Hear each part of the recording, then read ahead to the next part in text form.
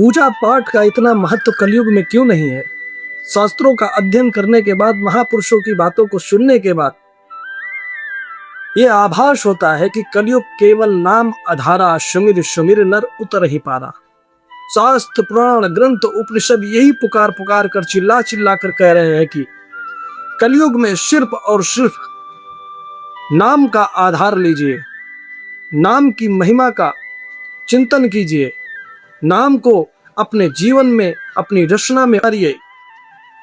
जितना भी कलयुग का प्रभाव है वो सारा समाप्त होकर आपको भगवत प्रेम में, भगवत चरणारविंदों में प्रेम की उत्कंठा, उस प्रेम को प्राप्त करने के लिए जिसको हम भगवत प्राप्ति कहते हैं, वो सिर्फ और सिर्फ नाम से ही प्राप्त हो जाएगा। सतयुग, त्रेता, द्वापर, अन्य युगों में हजारों साल तपस्या, यज्ञ, हवन आदि करने के बाद जिन भगवान की प्राप्ति या फिर उस भगवत प्रेम का, वो सारी चीजें सिर्फ और सिर्फ नाम के प्रभाव से कलयुग में प्राप्त हो जाया करती हैं। इसीलिए शास्त्रों और ग्रंथों, पुराणों में महापुरुष संत, रसिक संतों ने यही कहा है अपनी वाणियों में कि इस कलयुग में सिर्फ और सिर्फ नाम का आश्रय लीजिए। तो स्वामी तुलसीदास जी ने भी बड़ा सुंदर श्री रामचरितमानस में वर्णन किया है कि ब्रह्म राम ते नाम बड़ वरदायक वरदाय। भगवान राम के या फिर भगवान नाम के महत्ता से भी बड़ा भगवान के नाम का महात्म है। अगर हम और आप कलयुग में किसी भी भगवान नाम का आश्रय लेते हैं तो वो हमें भगवत प्रेम को प्राप्त कराने में सर्व सामर्थ है। इसमें किसी प्रकार का तनिक भी संदेह नहीं करना चाहिए, क्योंकि जितने भी भगवत प्राप्त महापुरुष हुए हैं वो सिर्फ और सिर्फ नाम का ही आधार लिए हैं। नाम के ही प्रताप से वो भगवत प्राप्ति की उच्च सीमा तक पहुंच पाए हैं।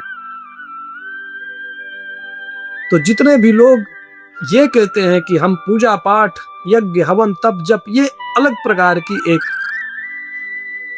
शुभ अशुभ कर्मों की दिनचर्या हो सकती है, लेकिन भगवान नाम निरंतर चिंतन, निरंतर जप, ये सिर्फ और सिर्फ भगवत प्राप्ति कराने में सामर्थ्य है। अन्य कोई भी कारण आपको सुख दुख के बंधन में ही बांधने के कार्य है, लेकिन भगवत चिंतन, भगवत नाम का आश्रय, वो सिर्फ और सिर्फ आपको भगवत प्राप्ति, अगर निरंतर आप भगवान के किसी भी नाम को, भगवान के किसी भी नाम का अगर निरंतर चिंतन और उसका जप कर रहे हैं,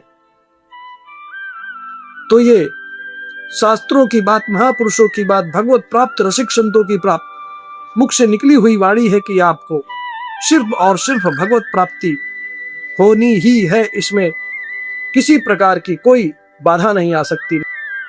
इसी से आपको भगवत प्राप्ति, भगवान का प्रेम, ज्ञान, जो भी आप प्राप्त करना चाहते हैं वो सारा इसी से प्राप्त हो जाएगा। तो हम आप सभी से निवेदन ये करना चाहते हैं कि भैया, ये कलयुग है, कलयुग में किसी प्रकार के कर्म कांड या किसी प्रकार के अन्य कोई भी चीज, वो तो अच्छी बातें हैं, लेकिन सबसे ऊपर की बात जो है वो भगवान नाम स्मरण, चिंतन और जप। ये आपको उस स्थिति तक पहुंचाने में सामर्थ्य है